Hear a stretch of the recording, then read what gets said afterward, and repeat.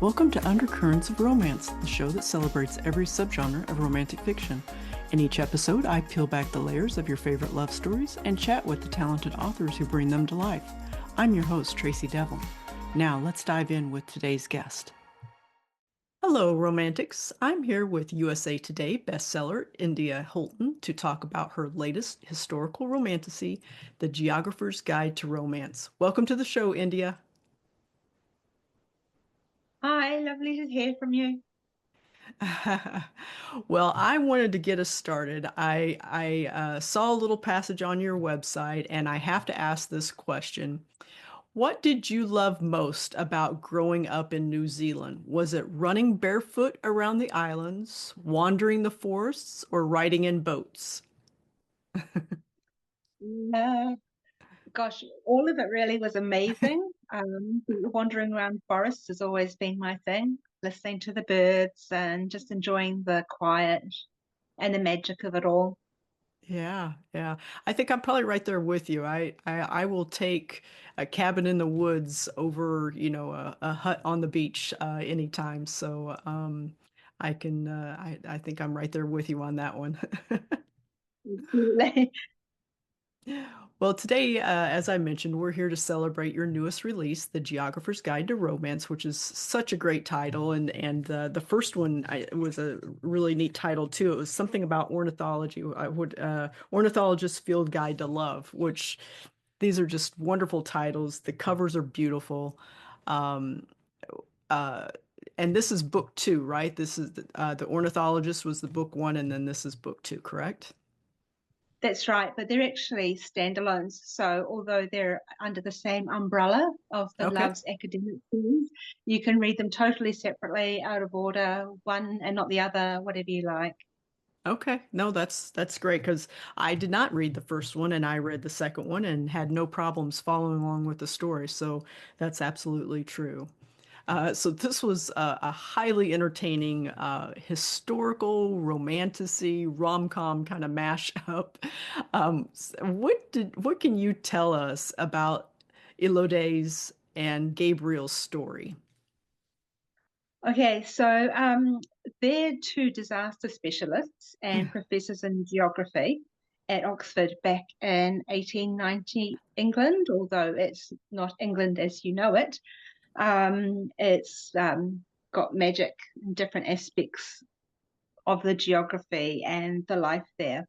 And Elodie and Gabriel are specialists in dealing with magical disasters. Um, they're also in a failed marriage of convenience, and they haven't talked to each other for the past year since they got married. Yeah. Yeah.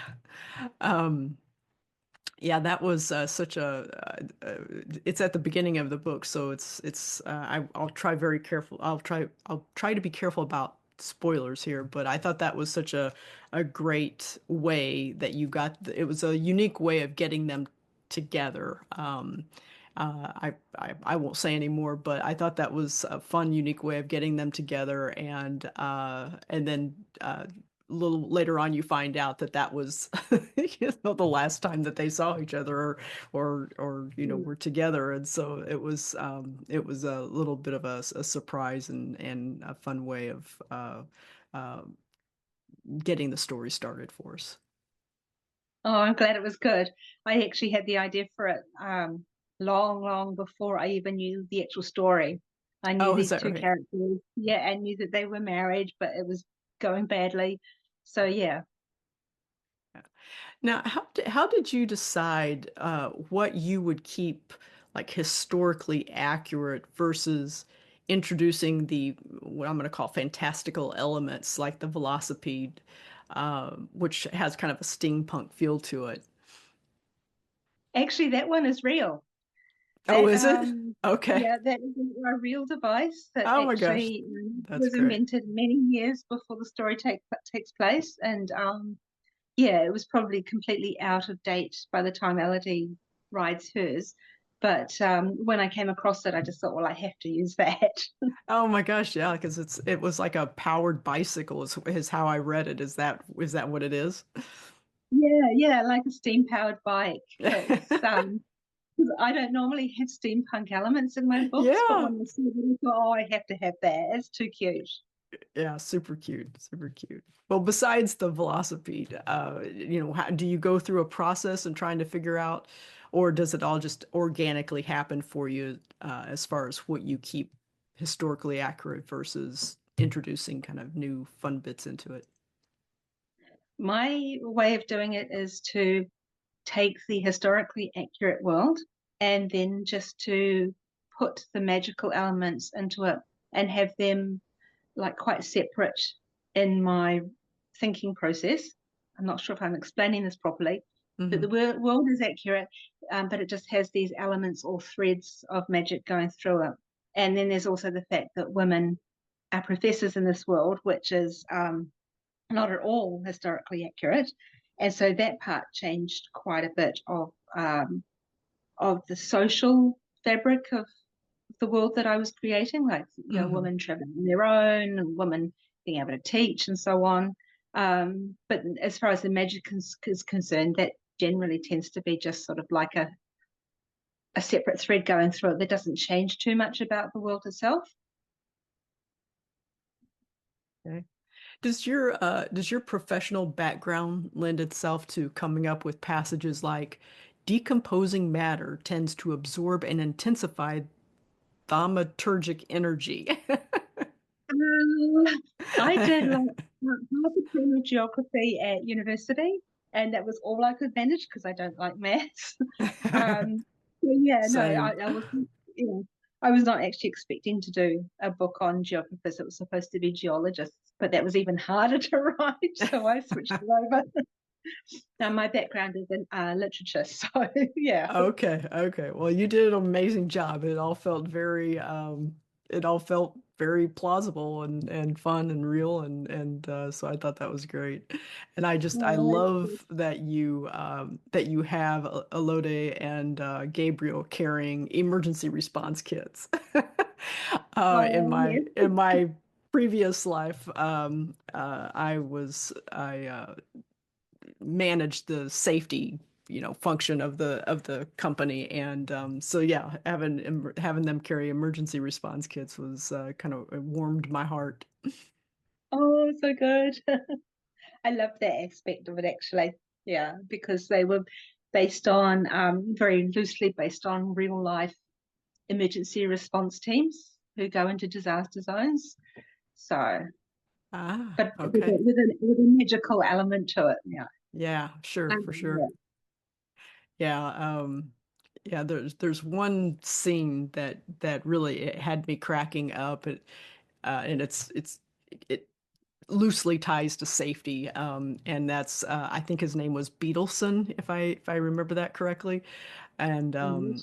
yeah, and it was the whenever he wasn't careful with some of their equipment and the whole magic on his face and things like that. It was just how you had him kind of freaking out and you had the two main characters just kind of going on with their conversation while he's in it. I could so visualize that whole scene. It was just a real treat. I have to say, I had so much fun writing that scene. That's probably one of my favorite scenes in the whole book. Oh my gosh, that's great because I think it might be mine too. There were plenty of other scenes to love in this book, but that one actually had me laughing out loud. So I thought that was great. Oh, good. I always like to hear that. Well, one of the things I like to dive into on this show is finding the story's undercurrent with the author. It's that second beating heart of the story that flows beneath the lover's journey. Indy, do you have a sense of what the undercurrent, and sometimes there's more than one, what the undercurrent that's flowing beneath Elode's and Gabriel's story? Yeah, to me, I tend to write the same, I suppose it's a theme or the same concern in all my books in just a different way.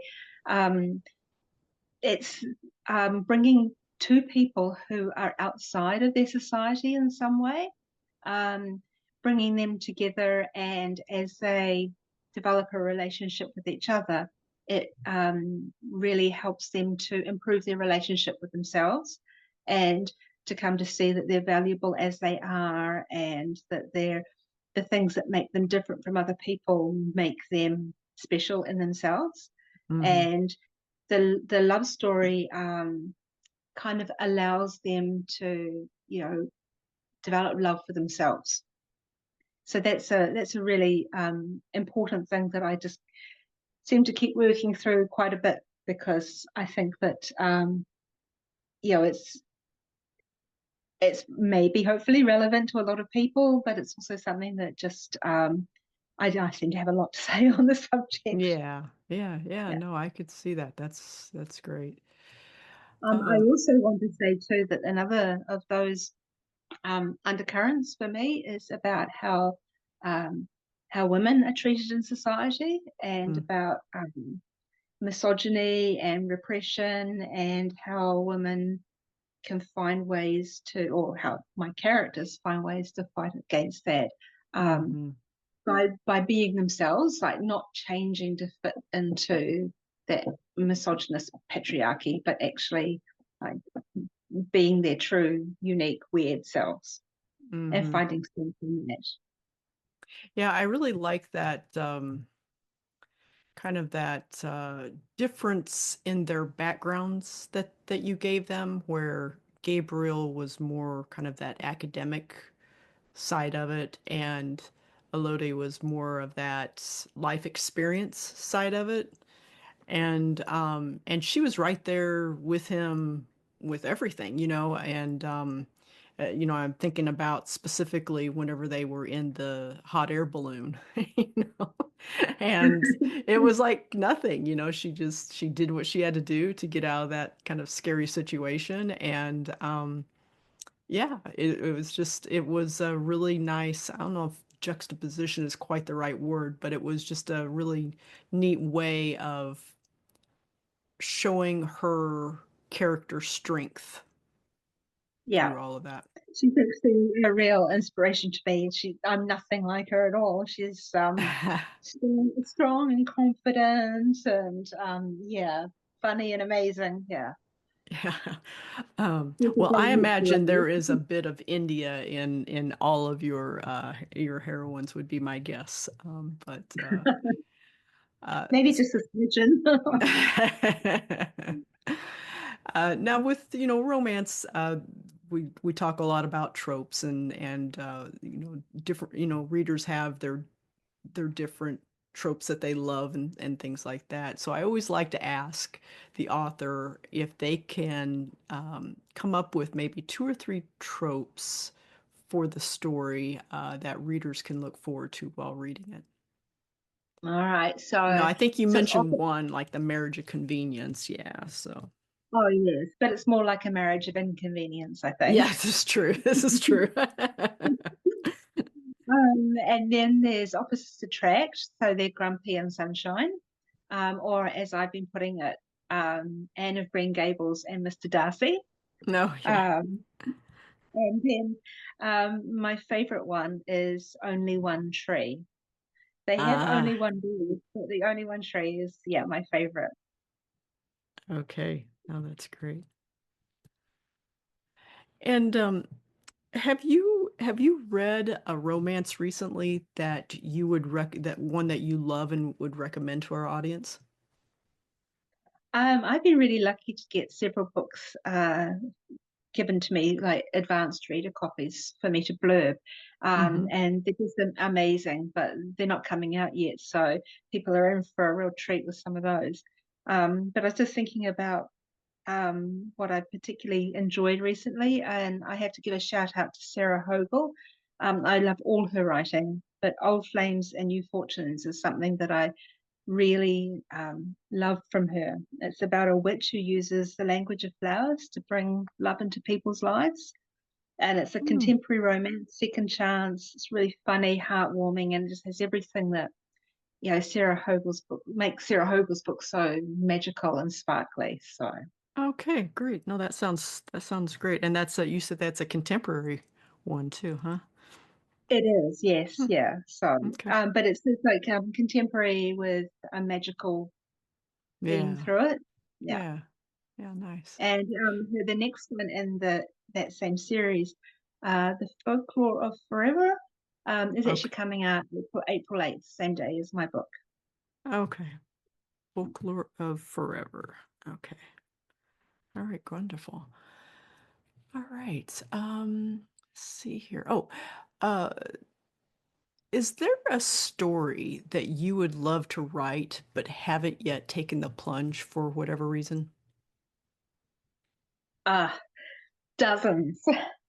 So my list of stories that I want to write is really so long, and every time I look at it, every time I read one in particular, I think I desperately want to write that now. And then I read the next one. Oh my God, that's the one I want to write now.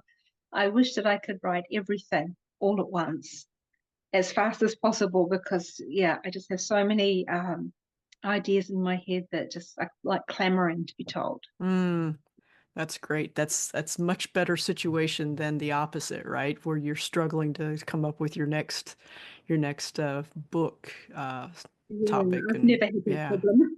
Yeah. storyline. That's good. That's good. Well, before we go, can you give us a hint of what's up next? Any exciting projects you can talk about? Yeah, actually, the book three of the Love's Academic series, again, it's a standalone, but it's all under the same light academia, cozy fantasy umbrella, is The Antiquarian's Object of Desire. Ah, And nice. it's written and handed in, and I am just so excited to be able to talk about that later in the year because it's a dark academia rom-com and I had the best time writing it. It's like Jane Eyre meets Howl's Moving Castle, with lots of gothic stuff and Yeah. mysterious societies. So yeah, that's coming up. That'll come out next year. Yeah. Well, great. No, that's Gothic is having another heyday, as I understand it. So that's wonderful. I'll look forward to that one for sure. Oh, good. Well, I'm Um, glad because I didn't know, so I just wrote it. yeah, you're right on trend there. Uh, Folks, when this episode airs, The Geographer's Guide to Romance will be out, so be sure to order your copy today.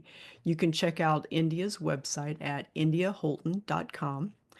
India, what social media outlets are you the most active on? Instagram, where I'm India.Holton, and Threads, which is the same handle. Okay. All right, great. Well, thank you so much for joining me. It was such a pleasure to read The Geographer's Map to Romance and to chat with you about it. Thank you very much. I've had a great time. I really Oh, enjoyed this. So thank you very much. oh, wonderful. Thank you. Many thanks to everyone listening. I hope you enjoyed this week's episode of Undercurrents of Romance. You can find more information about the show at tracydevlyn.com/podcast. Undercurrents of Romance is a proud member of the Authors on the Air Global Radio Network. I'll be back soon with another great romantic read. In the meantime, enjoy the adventure, everyone.